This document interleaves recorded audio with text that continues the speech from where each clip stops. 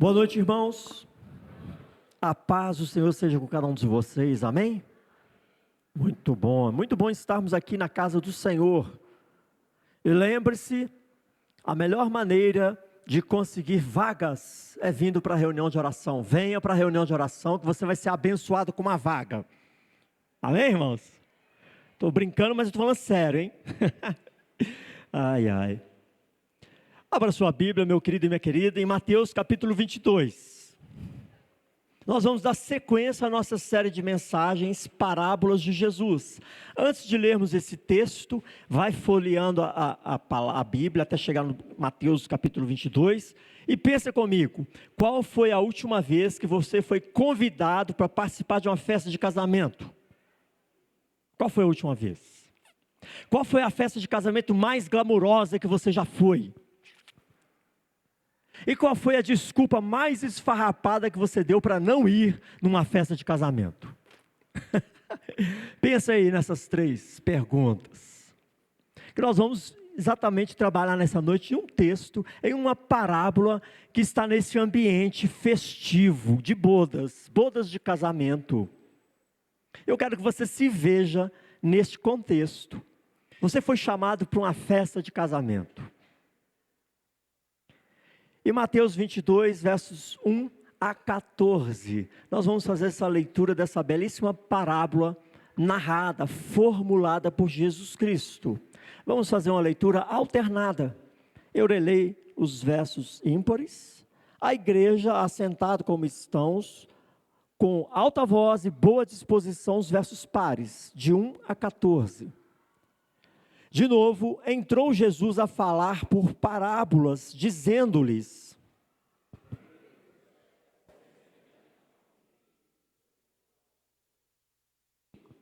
Então, enviou os servos a chamar os convidados para as bodas, mas estes não quiseram vir.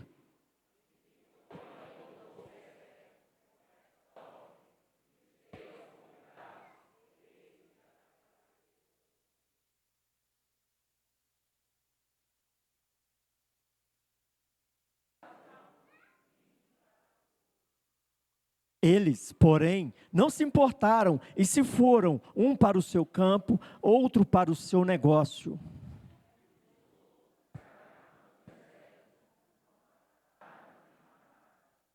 O rei ficou irado e, enviando as suas tropas, exterminou aqueles assassinos e lhes incendiou a cidade.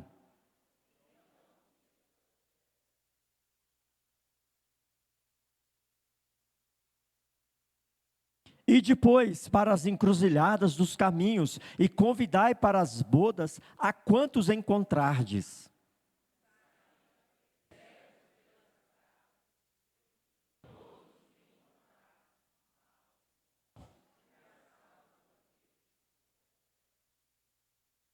Entrando, porém, o rei para ver os que estavam à mesa, notou ali um homem que não trazia veste nupcial.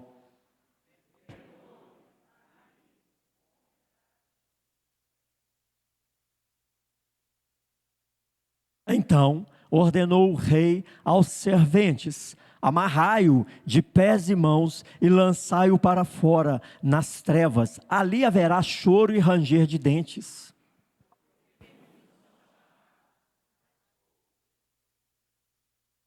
Glória a Deus, irmãos. Vamos orar mais uma vez? Feche seus olhos e peça o autor das Escrituras, o Espírito Santo, para iluminar a sua mente, para iluminar o seu entendimento, e que essa palavra não volte vazia no coração de ninguém, mas que todos nós saímos aqui tocados pela presença do Senhor, pela palavra do Senhor. Ore ao Senhor.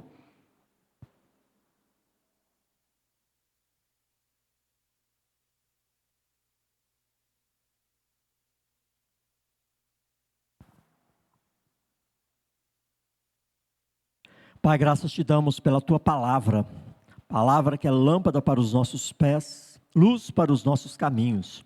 Te louvamos, ó Pai, porque até aqui o Senhor tem nos ajudado, até aqui o Senhor tem preservado a tua palavra para nossa instrução e ensino. E nessa noite bendita pedimos a Ti Em nome de Jesus, seja o Teu Espírito Santo falando aos corações, seja o Teu Espírito Santo iluminando as nossas mentes e nos convencendo do Teu chamado, nos convencendo da justiça, do juízo, do pecado, porque queremos estar, ó Pai, em harmonia com o Senhor, queremos estar debaixo da Tua graça, queremos estar no centro da Sua vontade, que é boa, perfeita e agradável. Te louvo e te agradeço por cada vida que aqui se encontra, cada família aqui representada, e clamamos a Ti nessa noite. Fale conosco, abençoe os nossos lares, toque em nossos corações e não permita, ó Pai, que nos desapercebemos do ensino e do chamado do Senhor para as nossas vidas. Assim oramos e pedimos, em nome de Jesus. Amém, irmãos? Glória a Deus. Está se imaginando aí numa festa de casamento? Eu acho que uma das maiores preocupações de quem realiza uma festa, vê se você não concorda comigo, é chamar o povo e o povo não aparecer. Verdade ou mentira? Imagina a situação, a gente faz uma festa de casamento aqui na igreja, chama os convidados não aparecem. Aí aqueles poucos que estão aqui, de repente os diáconos da igreja, aí o pai do noivo fala assim, vai lá na rua e cata quem se achar. Cata e traz para dentro, não importa do jeito que está, traz. Vai uma catança, não é? E é exatamente isso que acontece nessa parábola. Essa parábola, irmãos, que traz e ilustra essa história estranha, surpreendente e interessante, narra exatamente aquilo como Deus se sentia em relação a Israel. Essa parábola que temos aqui, juntamente com as duas parábolas anteriores, você pode olhar aí que nas parábolas anteriores nós temos a parábola dos dois filhos, e nós temos a parábola dos lavradores maus. Estas três parábolas, uma trilogia de parábolas, estão completando o ensino de Jesus Cristo a respeito da rejeição do Messias. Israel rejeitou o Messias. O Messias veio para os seus e os seus o rejeitaram. É disso que trata o tema dessas três parábolas. A parábola dos dois filhos, os lavradores maus, e agora a parábola das bodas. Completam esse tema. Jesus está denunciando o desgosto de Deus em relação à rejeição de Israel. O coração endurecido dos líderes religiosos, que rejeitaram o Messias. E nós devemos analisar essa parábola. Lembra que toda parábola tem uma lição central, e nós devemos analisá-la a partir do último versículo. Qual é o último versículo? Porque muitos são chamados, mas poucos os escolhidos. Esse é o tema central dessa parábola. Este versículo tão direto reafirma o ensino das Escrituras a respeito da soberania de Deus, o ensino das Escrituras a respeito da eleição, que nós encontramos em todas as páginas das Escrituras, de Gênesis a Apocalipse, está reafirmando esse ensino bíblico. Deus é soberano, é Ele quem chama. Quando Deus olha para a massa de caídos, Ele escolhe para si um povo. Amém, irmãos? Se não fosse assim, nós não estaríamos aqui. Se Deus não tivesse chamado, nós não estaríamos aqui. Ele escolheu salvar um povo. Nosso Deus é um Deus que faz escolhas, apesar das opiniões contrárias. De que Deus seria injusto escolher para si um povo. Mas basta olhar para a Bíblia que nós vemos essa verdade. Ele escolhe para si um povo. Desde o início nós percebemos essa verdade. Deus faz escolhas. Deus é soberano. Deus é a autoridade sobre toda a sua criação. O nosso Deus escolheu Israel, dentre todas as nações da terra, para ser povo sobre o qual se manifestaria a sua glória. É a escolha dele. Deus escolheu Jacó, lembra? Mas rejeitou Esaú. É um Deus que é soberano, é um Deus que tem total autoridade sobre a sua criação. E nas palavras do profeta, e depois nas palavras de Paulo, nós temos lá em Romanos 9, versos 20 e 21, As palavras do profeta, depois repetidas pelo apóstolo Paulo: quem és tu, ó homem, para discutires com Deus? Porventura pode o objeto perguntar a quem o fez: por que me fizeste assim? Ou não tem o oleiro direito sobre a massa, para do mesmo barro fazer um vaso para a honra e outro para a desonra? Romanos 9, versos 20 e 21. Deus é um Deus que faz escolhas, Ele é soberano, tem total autoridade sobre a sua vida, a minha vida, a criação. Deus é Deus e nós somos a sua criação. O problema não é Deus fazer escolhas, o problema é que eu e você, o problema é que a humanidade quer ser Deus. O problema é que o ser humano quer ser o senhor do seu destino. Esse é o problema. E é sobre isso que deveríamos debater e questionar. Mas não reconhecemos a nossa insubmissão. Este é o problema. É a velha rebelião contra Deus, é a velha insubmissão de não aceitar que temos um Deus, um Rei soberano sobre toda a terra, que comanda todas as coisas, um Deus que faz escolhas. E esta parábola de Jesus mostra justamente que há muitos chamados, mas poucos escolhidos. E essa parábola vai ilustrar quem são os chamados e quem são os escolhidos. O verso 1 inicia dizendo que Jesus entra falando novamente por parábolas, dizendo-lhes que o reino dos céus é semelhante ao rei que celebrou as bodas de seu filho. Perceba que o rei que vai fazer o casamento do seu filho é mencionado, o filho é mencionado, mas não é mencionado a mãe do filho, a rainha, e nem é mencionado a noiva. Não se menciona estas duas personagens. Por quê? Porque, meu querido e minha querida, essa parábola é uma parábola na qual Jesus dá destaque para o rei, Deus Pai. O destaque nessa parábola é Deus Pai. Ele é o centro dessa parábola. Jesus está falando do Pai que chamou os povos para as bodas.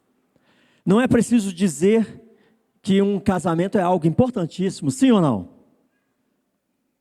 Todo pai, toda mãe sonha com o casamento de seus filhos, planeja, se prepara, junta o dinheirinho, o rico dinheirinho para comprar e deixar tudo no jeitinho do sonho, né? Dos filhos e dos pais, às vezes mais dos pais do que dos filhos.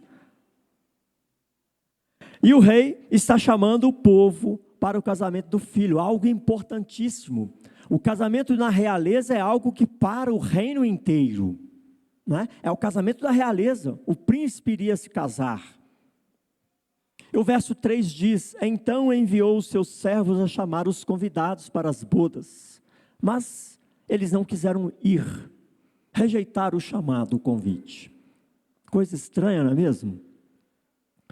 Numa história normal, seria o rei prepara as bodas do seu filho, chama os convidados, todos se sentem honrados, vão à festa, felizes, comemoram e celebram a festa, o casamento do príncipe, e ali tem um final feliz, todos viveram felizes para sempre. Essa é o normal, não é? Isso é o comum, é o que se espera. Quando você é chamado para uma festa de gala, uma festa glamourosa, você mais do que depressa se prepara para estar nela, não é mesmo? Se sente honrado. Mas aqui não, os convidados rejeitam o convite. O que Jesus está dizendo é que os convidados não quiseram ir. O evento dessa grandiosidade, e eles não vieram, não responderam ao chamado do rei. Isso é surpreendente. É inusitado. E como um paralelo, nós podemos nos lembrar de casamentos de realezas da nossa época. Por exemplo, casamento do príncipe Charles com a Lady Di. Parou o mundo. Todos os holofotes se voltaram para esse evento. A Inglaterra ficou polvorosa, não é? E meros mortais. Porque é algo de extrema importância. Todos queriam ir naquele casamento. Na parábola, o que surpreende é que os convidados não querem ir. Não vão ao casamento do príncipe, do filho do rei. O rei, ao saber da recusa, verso 4, envia outros servos. Pacientemente o rei envia outros servos para avisar aqueles primeiros convidados. Convidados, venham, está tudo pronto, o churrasco está no jeito, os bois já foram abatidos, os cevados já estão prontos. O que é um cevado? É um bezerro especialmente criado para ocasiões festivas. É uma carne de alta qualidade.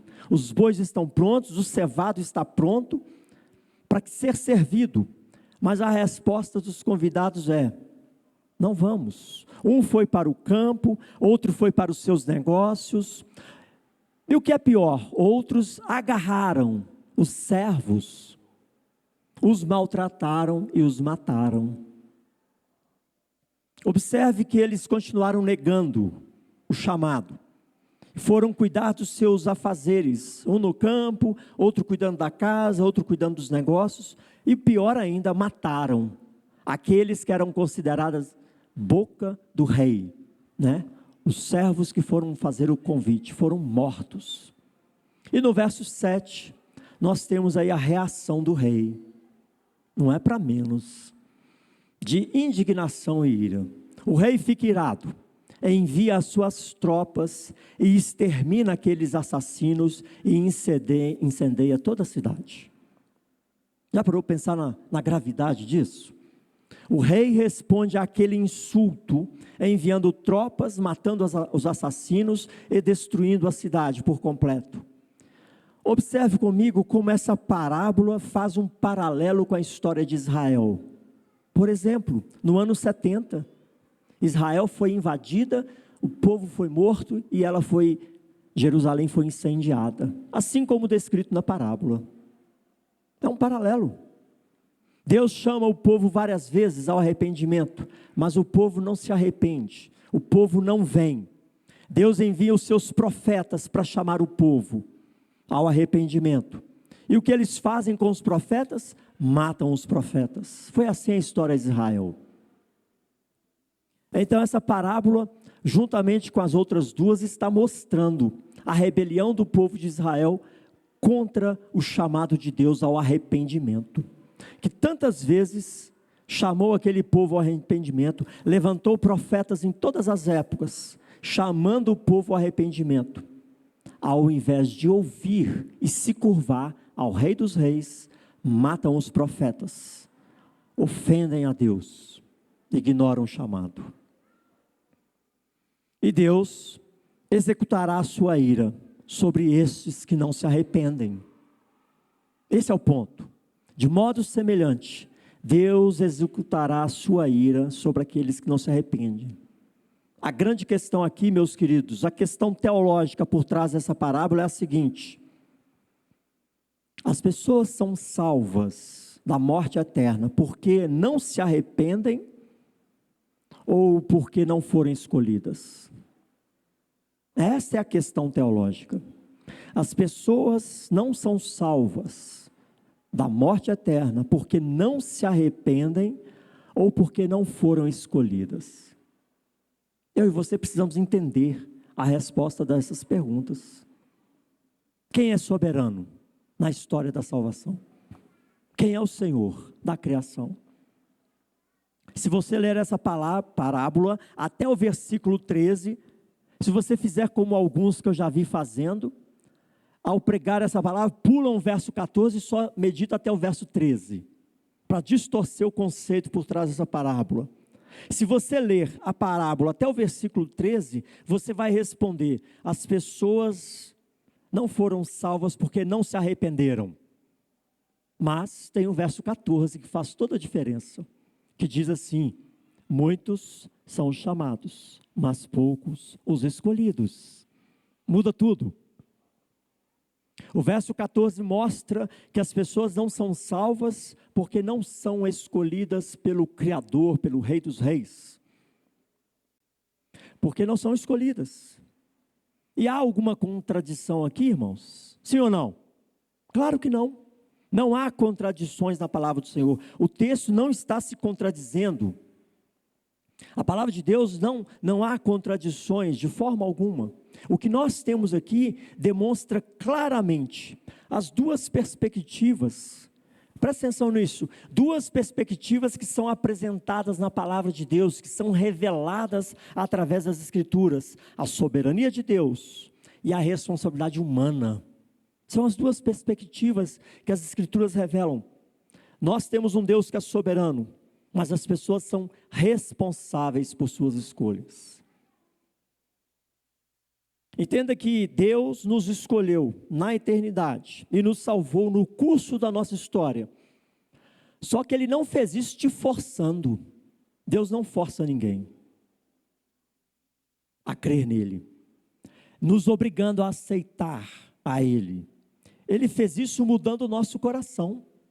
É assim que nós passamos a crer nele. Ele toca no coração, nos dá uma fé salvífica e gera arrependimento em nosso coração. Ele faz todo o processo. Ele faz com que nós respondamos ao chamado, com que nós creiamos no chamado, que nós creiamos em sua palavra. Ele toca em nossos corações, colocando em nós essa fé que nos leva a crer em Jesus como Senhor e Salvador de nossas vidas. Nos leva a nos arrepender dos nossos pecados. Não por meio de nossas forças e capacitações pessoais, que nós resolvemos seguir a Jesus, mas porque Ele tocou em nossos corações. Porque Ele mesmo toca em sua vida. Que a palavra de Deus revela claramente que nós estávamos mortos em nossos delitos e pecados. Efésios 2. Morto não quer Deus. Morto não tem forças para buscar a Deus. Morto não se arrepende. Morto não tem fé. Deus é quem nos vivifica em Cristo Jesus. Daí as pessoas se arrependem, porque Deus tem um plano na sua vida, na minha vida, nas nossas vidas. Amém, irmãos? Eu preciso entender isso. Pessoas se arrependem porque Deus entra no coração, toca, regenera. Aquele que estava morto é trazido à vida. Aquele que está morto nas trevas é trazido para a luz. É essa a ação que Deus opera em mim, operou em você e opera em todos que ouvem o chamado. Não é simplesmente do nada. As pessoas não saem do lamaçal do pecado por suas próprias forças, por suas próprias capacidades. Se Deus não tocar, continua morto em seus delitos e pecados. Olha o que a palavra revela em vários trechos, em vários pontos. Filipenses 2:3. É Deus quem efetua em vós tanto o querer como o realizar, segundo a sua boa vontade. Olha o que diz 1 João capítulo 4:19. Nós o amamos porque Ele nos amou primeiro. Nós respondemos porque Ele nos toca. E olha o que diz Efésios, lá em Efésios capítulo 1. Porque Ele nos elegeu antes da fundação do mundo e nos predestinou para Ele, nos chamou para Ele. Então não há contradições. Nós somos salvos porque Deus, no curso da nossa história, coloca arrependimento em nossos corações, vivifica aquele que estava morto. Esse é o novo nascimento. Importa-vos nascer de novo. É isso que Deus faz. O que é impossível para os homens é possível para Deus. Amém, queridos? E o que temos aqui nessa parábola? Nós temos, em primeiro lugar, estes muitos que são chamados, os não escolhidos, aqueles que foram chamados para a festa e se recusaram, não foram, aqueles que são chamados ao arrependimento, mas com seus corações endurecidos, não ouvem a voz de Deus. E a parábola vai nos mostrar um segundo grupo de pessoas, no verso 8. Então o Senhor diz aos seus servos: vá e chame a todos que vocês encontrarem. Os primeiros rejeitaram o chamado. Lembra daquele outro versículo, daquele outro dito que diz: Os primeiros, os últimos serão os primeiros, e os primeiros serão os últimos. Os primeiros rejeitaram o chamado. Mas aí ele diz para os servos no verso 8: vá então nas encruzilhadas, vá nos caminhos e chame a todos, porque estes não foram dignos, estes não quebrantaram, não tinham um coração endurecido, por isso não eram dignos para aceitar o convite. E depois, e chamai a todos. Os primeiros convidados eram nobres, nobres de nascimento, eram os de posição na sociedade, eram os comerciantes, eram os lavradores, eram as pessoas, foram aquelas pessoas que foram chamadas, Israel de Deus. Porque normalmente era esse tipo de pessoa que era chamado para uma celebração no palácio, eram as pessoas de posição, de destaque, mas eles rejeitaram o convite do rei, não quiseram ir. E agora ele vai chamar os indignos aos olhos da sociedade, os miseráveis, os pobres, os que estão andando pelos caminhos, pelas encruzilhadas. São estes que são convidados, aqueles que normalmente nunca seriam chamados nem para a sua festa, nem para a sua festa. E o verso 10 diz que os servos, saindo aqueles servos pelas estradas, reuniram todos os que encontraram, maus e bons, e a sala do banquete ficou repleta, como qualquer pessoa que convida gosta de ver, né? Você convidou para o casamento, você gosta de ver a igreja cheia, né? Bate foto, filma, tira foto e sai postando. Olha, está cheia a igreja. A sala do banquete ficou repleta, irmãos. Observe que foram reunidos tanto maus quanto bons. A ideia aqui é que não houve seleção. A gente seleciona, não é mesmo? Vamos chamar para o casamento, vamos selecionar alguns aqui, os mais próximos, os mais íntimos. Nós fazemos isso, mas não houve seleção, foram catados, foram chamados, recolhidos de todos os cantinhos da rua. A sala ficou repleta. Olha a diferença da primeira cena. Na primeira cena, a sala estava vazia porque os convidados rejeitaram o convite. Agora a sala está cheia de pessoas improváveis, de pessoas que normalmente não seriam chamadas. Muitos são os chamados, mas poucos os escolhidos. E na vida real, meus irmãos, os escolhidos não são diferentes destes que a parábola propõe. O que Paulo escreve lá em 1 Coríntios capítulo 1, versos 26 e 29 a 29. Irmãos, reparai, pois, na vossa vocação, visto que não foram chamados muitos sábios segundo a carne, nem muitos poderosos, nem muitos de nobre nascimento. Pelo contrário, Deus escolheu as coisas loucas do mundo para envergonhar os sábios, e escolheu as coisas fracas do mundo para envergonhar as fortes.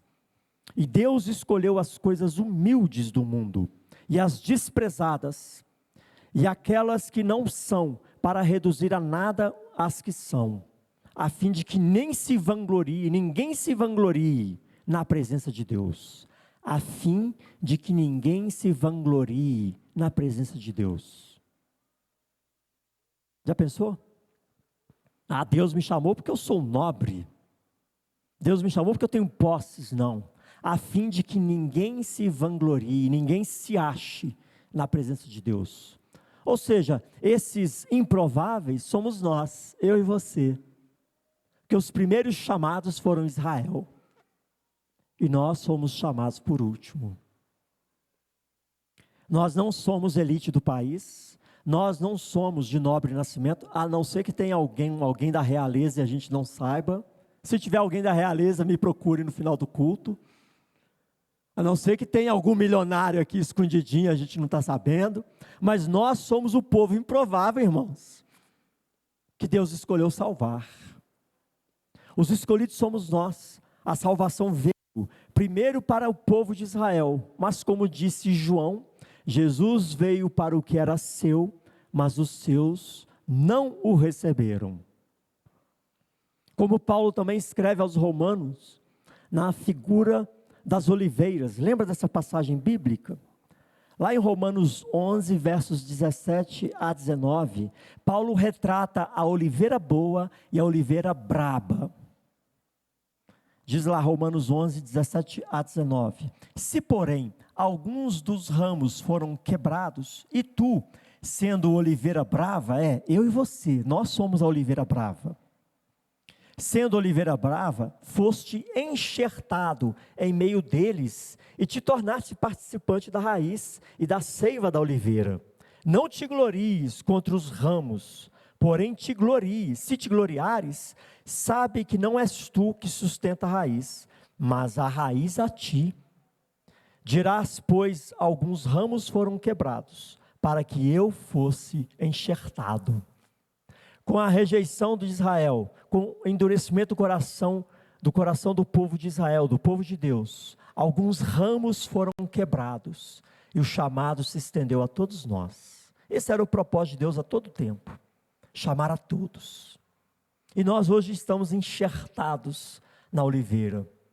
Se te gloriares, sabes que não és tu que sustenta a raiz, mas a raiz a ti. A boa oliveira era Israel, e nós, gentios, na linguagem bíblica, fomos enxertados. Nós somos a oliveira brava, que foi enxertada na oliveira boa. E agora nós somos povo de Deus, o Israel espiritual, amém, queridos? Aqueles que não eram, aqueles que foram desprezados, aqueles que estavam fora, hoje é o Israel espiritual. Aquele entendimento de que Israel ainda hoje é o povo escolhido de Deus, está fora de contexto, porque o conceito de oliveira hoje é a oliveira enxertada, porque Cristo veio para o que era o seu, e os seus não o receberam, e agora o conceito de povo escolhido não é mais um conceito geográfico, nação de Israel, mas é para todos que são chamados, ouvem o chamado do rei, e atendem o chamado do rei. Glória a Deus por isso, amém, queridos? Nós nos tornamos o povo de Deus. Lá em Apocalipse, nós temos aquela cena linda, de todos os povos, de todas as nações e línguas, ajoelhados diante do rei, clamando e entoando, santo, santo, santo é o Senhor. É essa figura que essa parábola está ilustrando. Não é mais um povo específico, todos os povos, que atendem o chamado do Senhor. Nós somos o Israel espiritual, sacerdócio real, nação santa, de todos os povos, de todas as culturas. Queridos, em primeiro lugar, nós temos aqui muitos chamados que não foram escolhidos. Em segundo lugar, nós temos aqui os escolhidos e chamados. Nós temos aqui na parábola nos mostrando aqueles que foram escolhidos e chamados, catados em todos os lugares, em todas as vielas e encruzilhadas. Os improváveis, aqueles que foram trazidos para o Cordeiro, nós somos estes. Em terceiro lugar, nós temos aqui um outro tipo de pessoa. Se apresenta mais uma surpresa, que nós podemos associar essa situação com a realidade do joio. Jesus ensina nas Escrituras a realidade do trigo e do joio, que o trigo cresce, juntamente com o trigo cresce o joio, no meio do povo de Deus, e nós temos aqui uma figura, que retrata isso, bons e maus foram recolhidos, sem seleção alguma, as pessoas que estão dentro da igreja, com outros interesses, existem pessoas que estão na igreja não por causa de Deus, de repente por causa das bênçãos de Deus.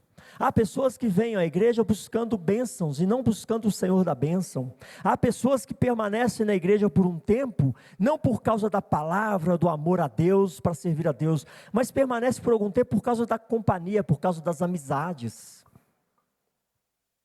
E naquele tempo, irmãos, nós vimos aqui na parábola que o rei sai do seu lugar reservado para visitar os convidados. Nós temos isso aqui no verso 11.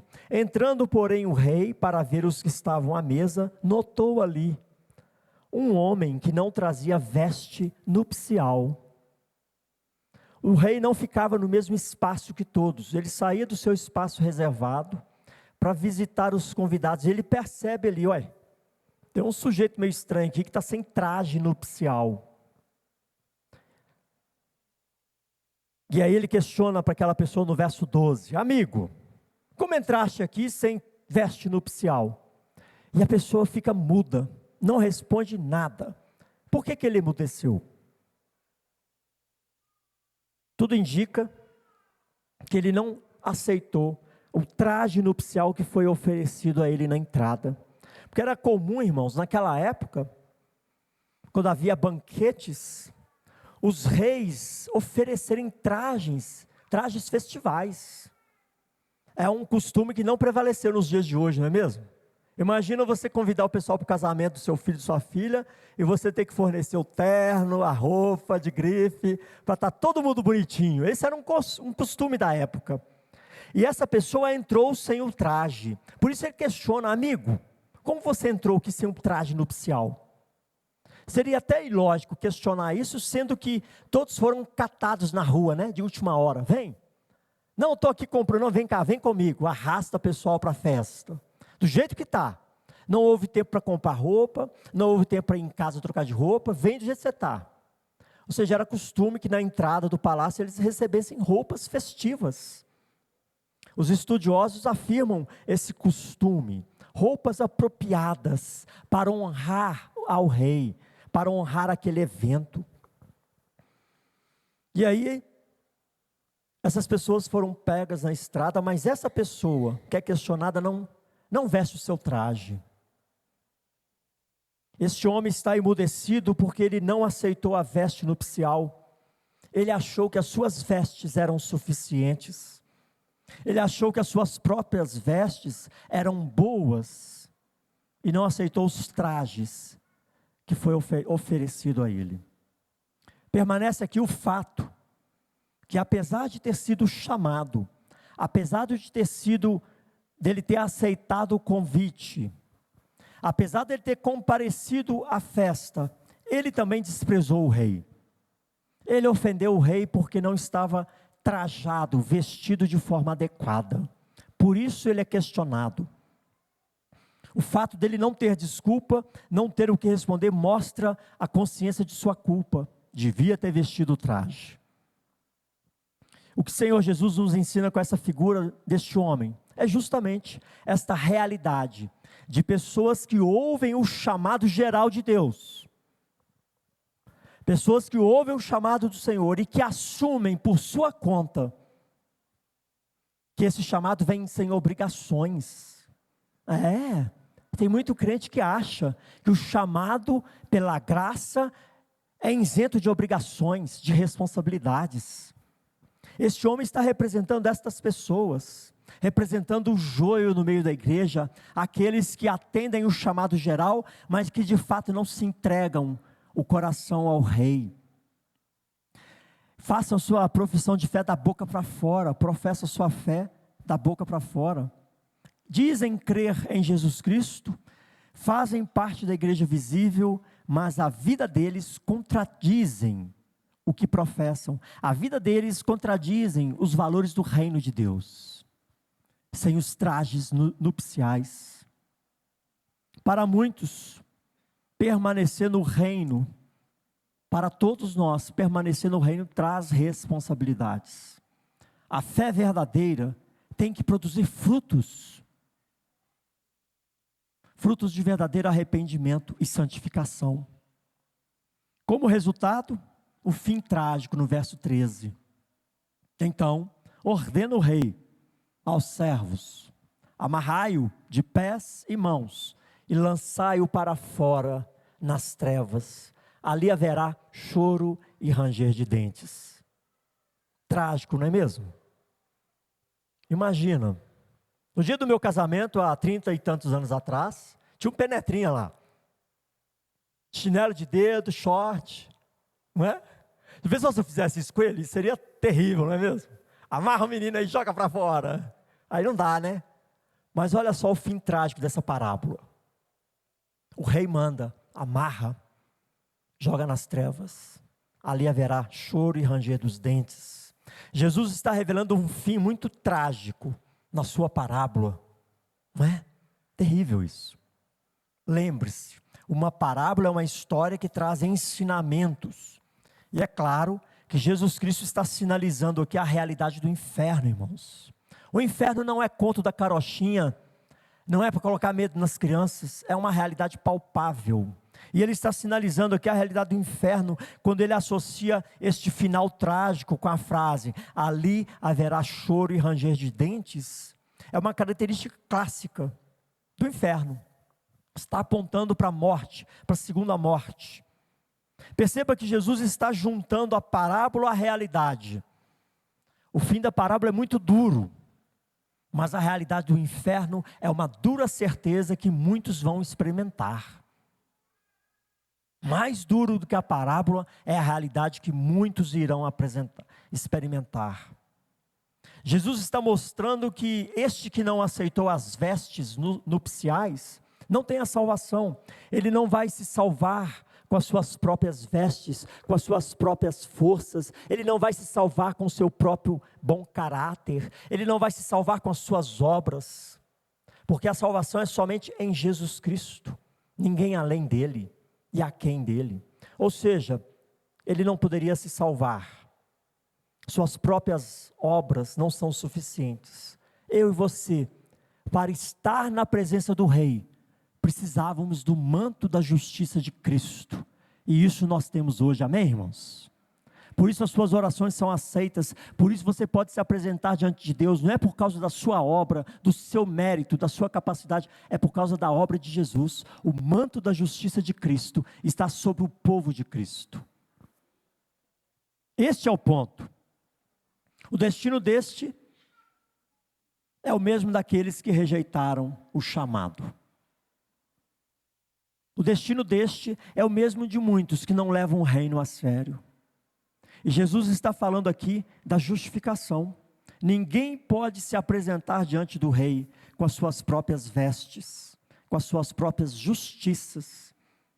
Porque de acordo com o ensino revelado nas Escrituras, as nossas obras, as nossas justiças pessoais são trapo de imundícias. Isaías 64:6.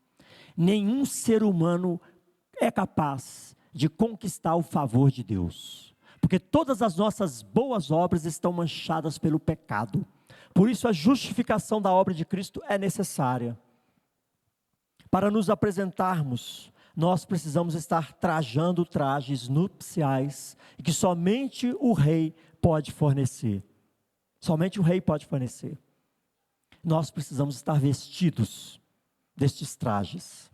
No livro do profeta Zacarias, nós temos um relato muito especial sobre a doutrina da justificação, que diz assim, Zacarias 3:4, olha que coisa linda, isso está em todas as escrituras, irmãos, basta estudar e perceber. Zacarias 3:4, tomou este a palavra e disse aos que estavam diante dele, tirai-lhes as vestes sujas. A Josué disse, eis que tenho feito que passe de ti a tua iniquidade, e te vestirei de finos trajes. Meu querido e minha querida, a sua iniquidade só vai ser passada quando você receber os trajes nupciais que somente o Cordeiro de Deus pode fornecer.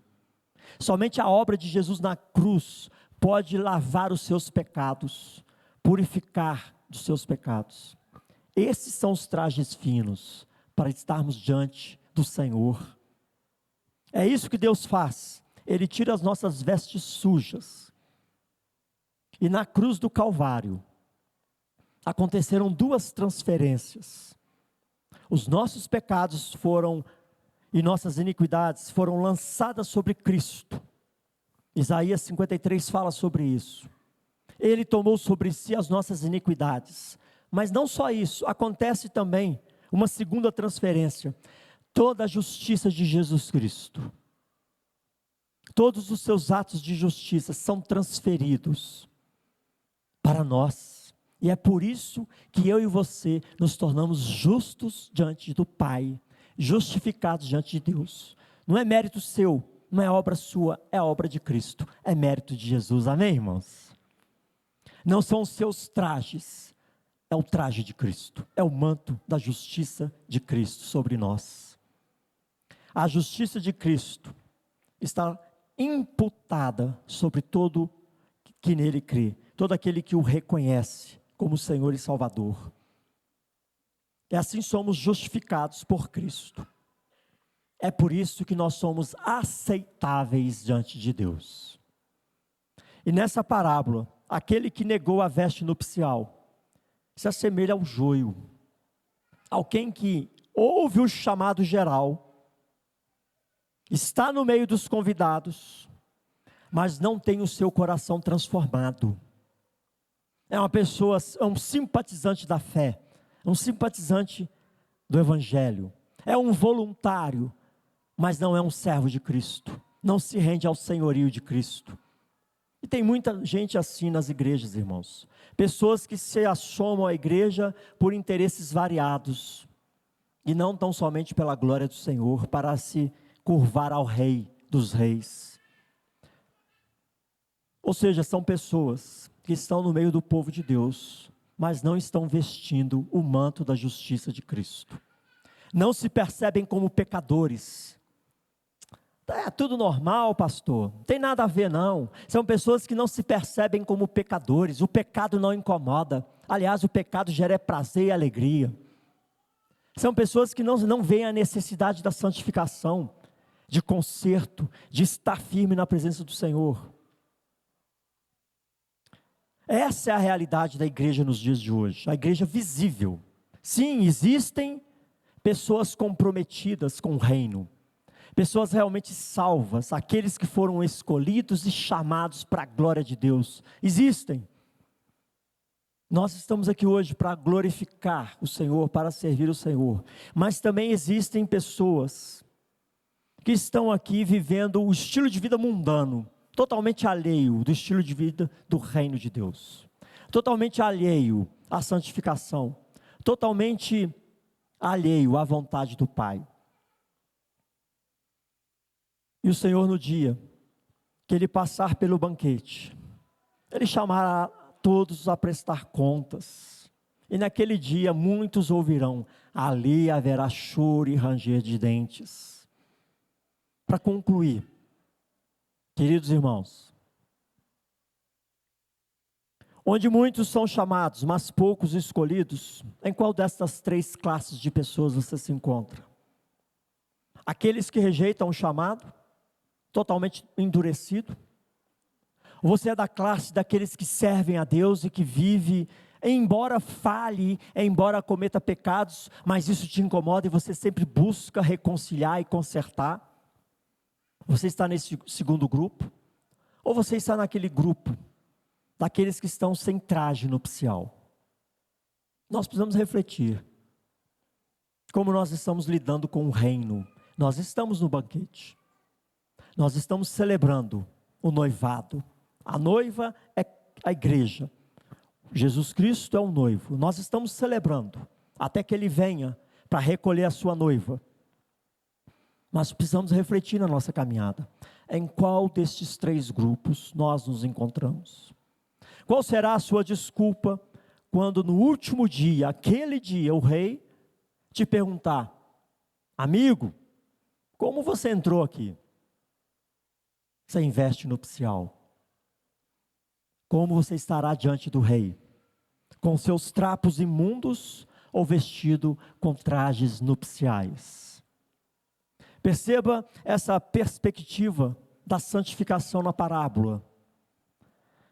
A perspectiva da santificação, irmãos, é a seguinte: não existe santificação na vida do não crente. Se você é uma pessoa que o pecado te incomoda, que você busca reconciliar e consertar, com certeza você tem o Espírito Santo. Se você tem o Espírito Santo, você tem salvação. Você recebeu o traje nupcial. A perspectiva da santificação é para crente, não é para joio. Essa é a perspectiva. E se eu tenho o traje nupcial, eu preciso desenvolver a minha salvação, eu preciso crescer em santificação, porque eu não posso deixar o pecado manchar os meus trajes. Eu preciso levar isso a sério. Se eu perguntar para um não crente, se você ficar invisível, o que você faria? Ele provavelmente ia dar vazão a todas as inclinações do coração, matar, roubar, seduzir, cometer todo tipo de imoralidade. Mas se eu perguntar para um cristão, se você ficar invisível, o que você faria?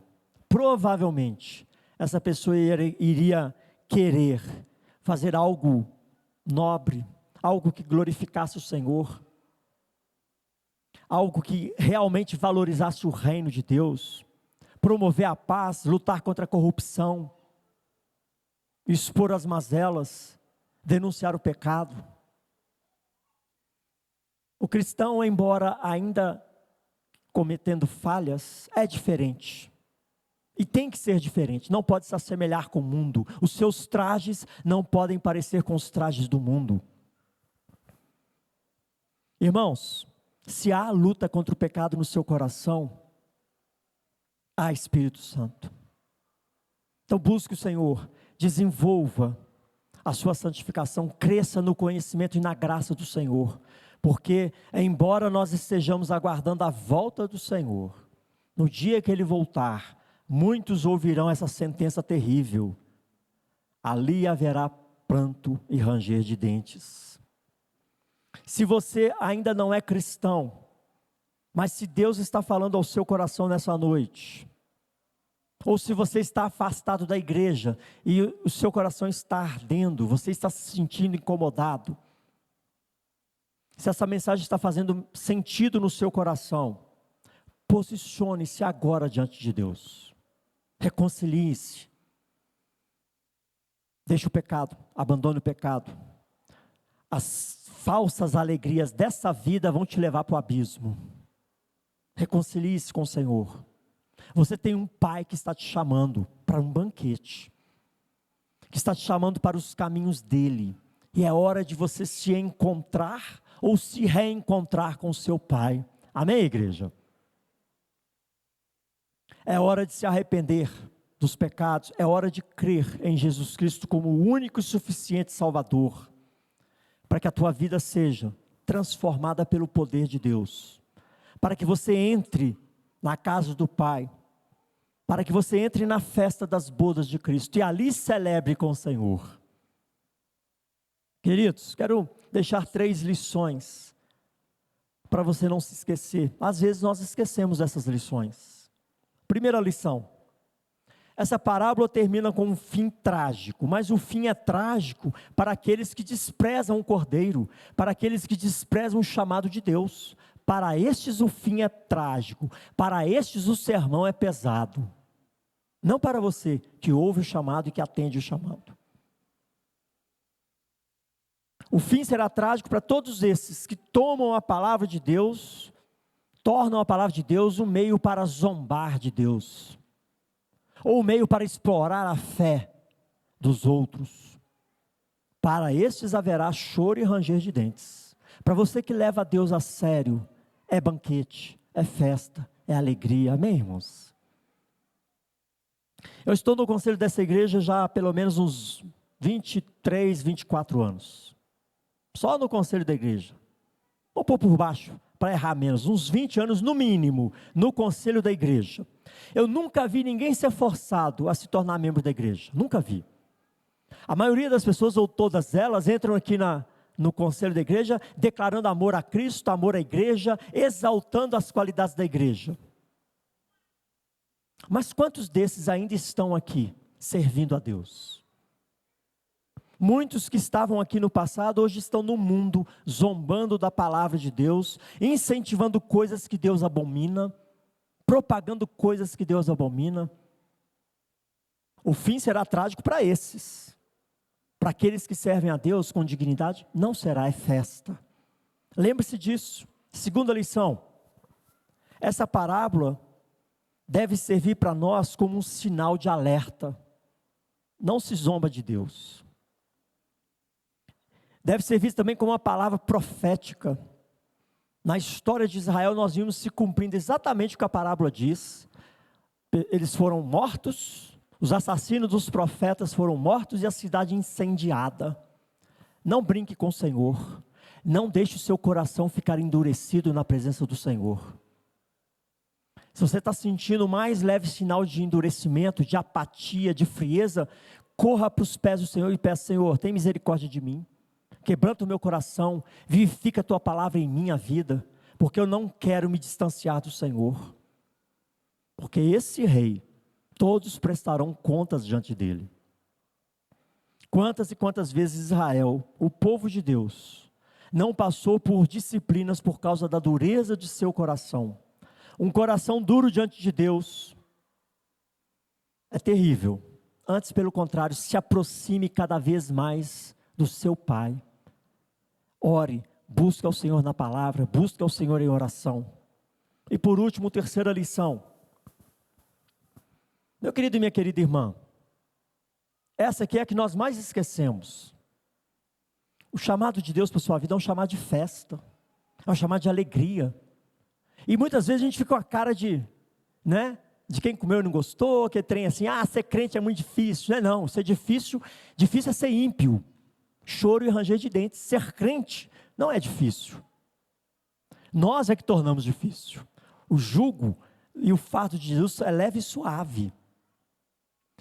Há júbilo nos céus quando um pecador se arrepende. O Senhor nos chama para a festa. Nós vemos isso constantemente nas páginas das Escrituras. Então, por que a cara de choro, cara de tristeza e de pesar? Alegre-se no Senhor.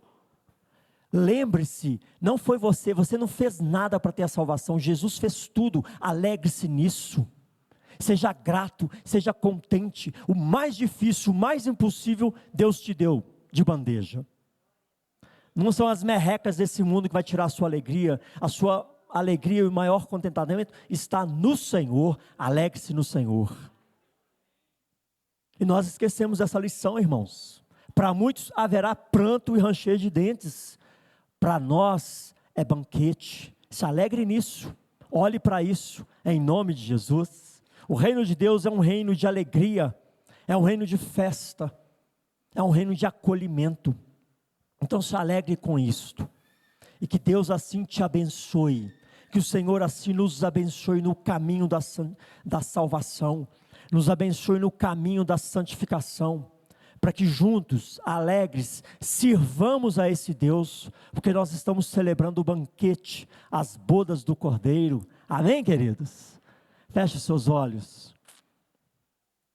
Se você tem tido uma ótica errada a respeito do reino de Deus, é hora de corrigir essa ótica, essa percepção de dificuldade, de peso, de tristeza, de dor. Mude isso.